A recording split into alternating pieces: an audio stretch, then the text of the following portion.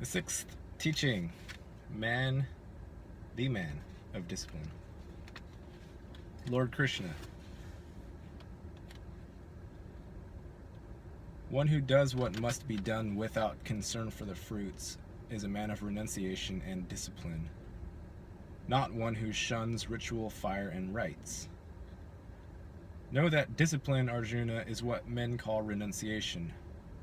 No man is disciplined without renouncing willful intent. Action is the means for a sage who seeks to mature in discipline. Tranquility is the means for one who is mature in discipline. He is said to be mature in discipline when he has renounced all intention and is detached from sense objects and actions. He should elevate himself by the self, not degrade himself, for the self is its own friend and its own worst foe.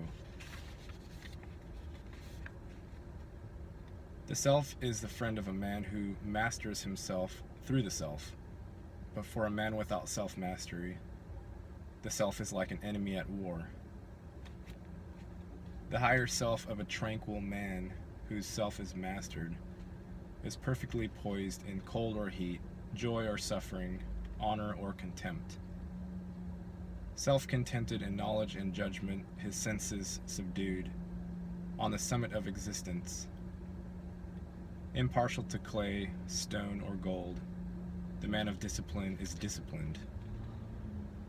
He is set apart by his disinterest toward comrades, allies, enemies, neutrals, non-partisans, foes, friends, good and even evil men. A man of discipline should always discipline himself. Remain in seclusion, isolated, his thought and self well controlled, without possessions or hope.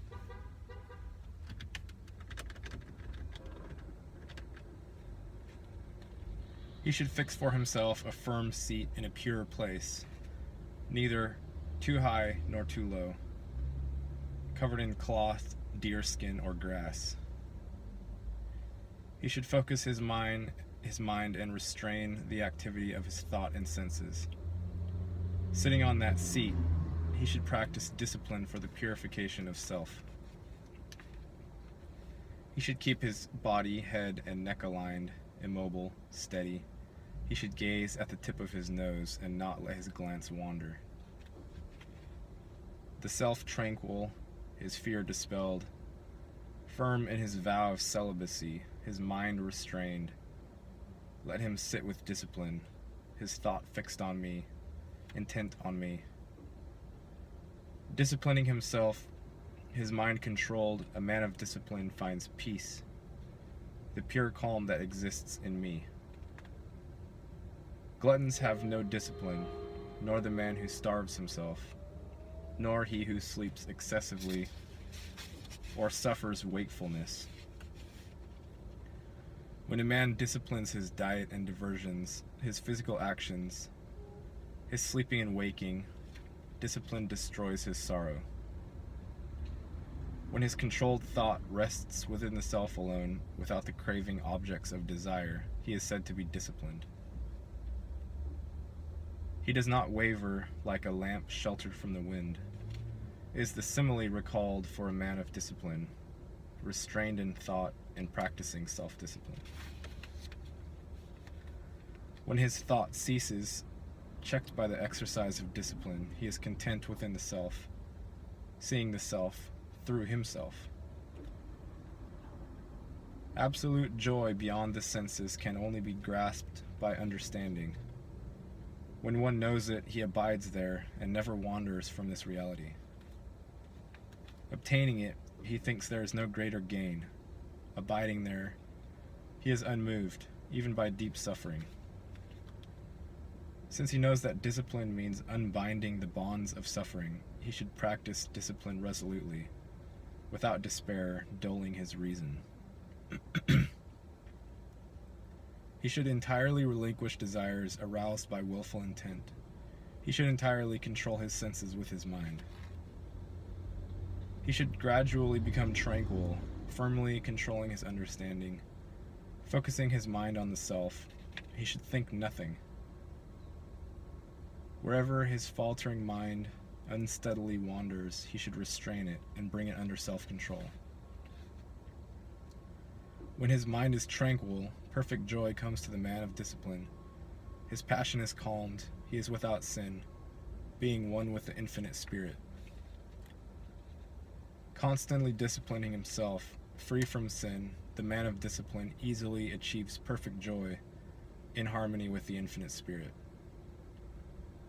Arming himself with discipline, seeing everything with an equal eye, he sees the self in all creatures, and all creatures in the self. He who sees me everywhere, and sees everything in me, will not be lost to me, and I will not be lost to him. I exist in all creatures, so the disciplined man, devoted to me, grasps the oneness of life. Wherever he is in me.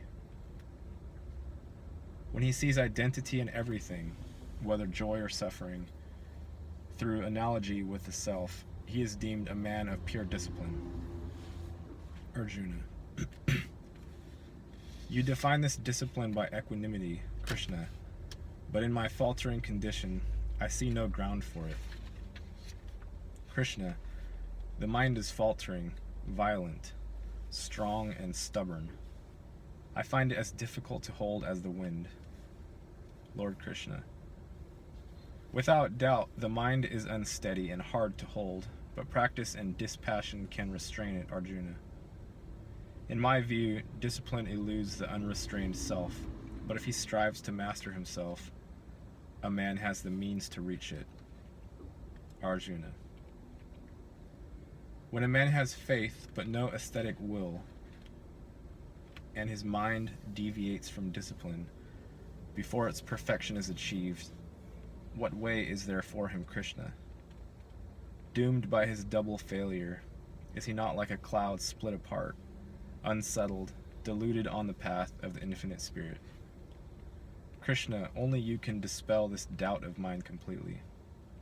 There is no one but you to dispel this doubt. Lord Krishna.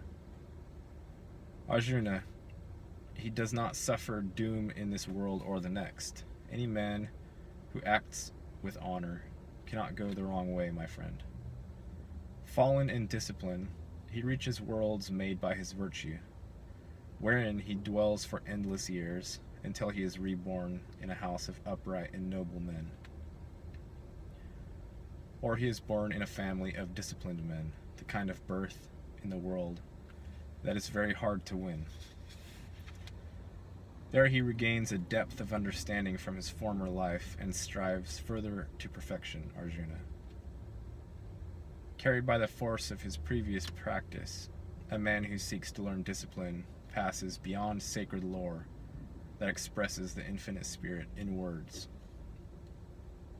The man of discipline, striving with effort, purified of his sins, perfected through many births, finds a higher way. He is deemed superior to men of penance, men of knowledge, and men of action. Be a man of discipline, Arjuna. Of all the men of discipline, the faithful man devoted to me, with his inner self deep in mine, I deem most disciplined.